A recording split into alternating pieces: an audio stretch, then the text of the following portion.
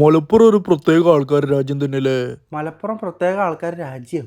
മലപ്പുറം ഇപ്പോഴാണ് രാജ്യമായത്. മലപ്പുറം നിങ്ങൾ അറിയാതെ നിങ്ങൾ ഒരു അധോലോകമായി മാറിയിരിക്കുന്നു മലപ്പുറേട്ടാ. ഈ കാക്കത് ഏത് സ്കൂളിലാണ് പഠിച്ച്? കുട്ടികളെ പരീക്ഷയ്ക്ക് തെറ്റുത്തരം ഇതേപോലെ ഉണ്ട്.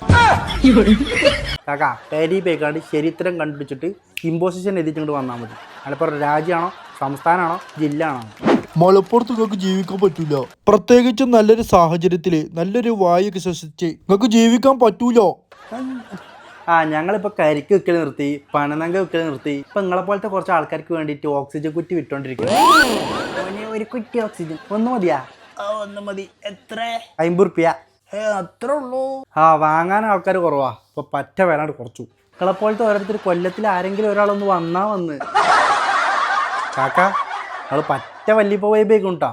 നിങ്ങൾക്ക് ഇപ്പോൾ കുറച്ച് മലപ്പുറത്തിനെ കുറിച്ച് പറഞ്ഞാൽ ഇവിടെ എങ്ങനെയെങ്കിലും അടിയും കച്ചറ ഉണ്ടാക്കണം. ഞാൻ പറയാലോ, ആരും മൈൻഡ് ചെയ്യില്ല. ആരും മൈൻഡ് ചെയ്തിട്ട് തന്നെ ഇല്ല. അത് വേറെ കാര്യം.